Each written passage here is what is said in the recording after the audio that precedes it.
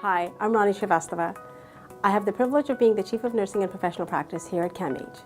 Today, we're here to celebrate achieving our designation as a BPSO Spotlight organization. This is such a wonderful occasion.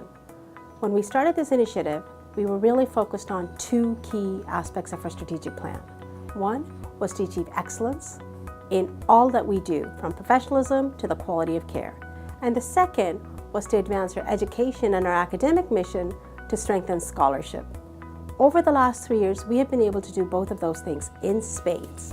But to get here, it has taken a lot of us individually and collectively working together. A big initiative like BPSO has the potential to transform the organization and transform practice. Let's take a look at what are some of the things people have been working on. We implemented 3 education modules that were rolled out across CAMH by the BPSO Champions, and those were on self-reflection, on how to do a risk assessment, and on care planning and interventions. We also developed and implemented a new suicide risk assessment tool in eye care, along with practice guidelines to ensure that every client at CAMH is assessed for suicide risk. We implemented the new CAMH tobacco screener, a standardized tool for inpatient and outpatient clinicians to allow them to have a motivational dialogue with clients about their tobacco use. And we developed several resources, including a motivational chip to help clients with their smoking cessation goals and needs. So we've developed some pain assessment tools which have been incorporated into our eye care system.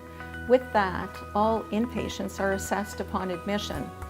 In addition to that, we've provided some educational modules that help staff better understand how to assess and manage clients' pain throughout their admission. And clients have reported the value in being asked about their physical pain.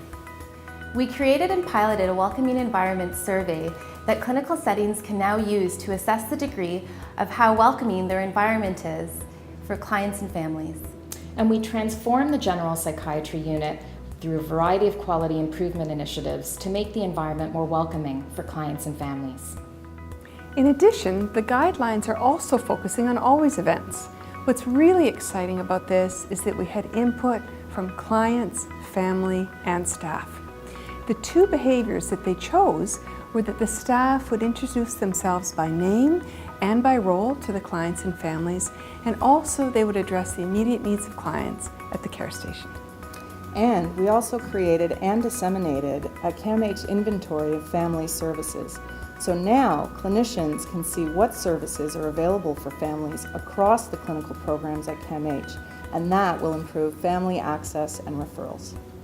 The clinical teams in the Child, Youth and Family Service have incorporated trauma-informed perspectives into their care.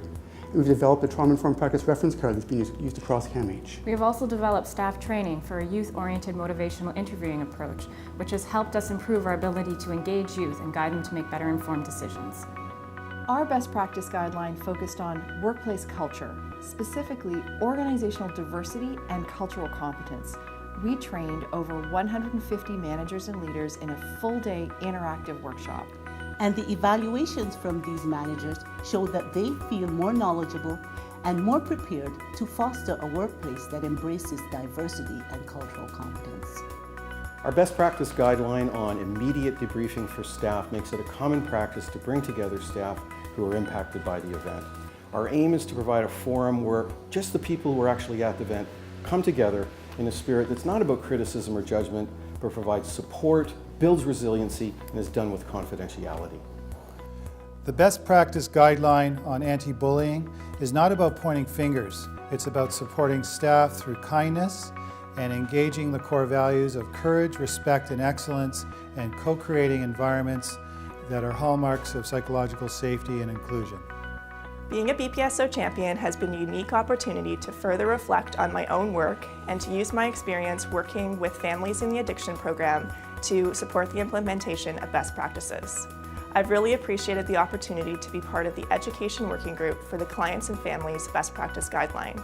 Collaborating with colleagues across the organization to co-create educational modules has been a great opportunity to further reflect on my own work and to see how initiatives like the BPSO can further impact clinical practice more broadly.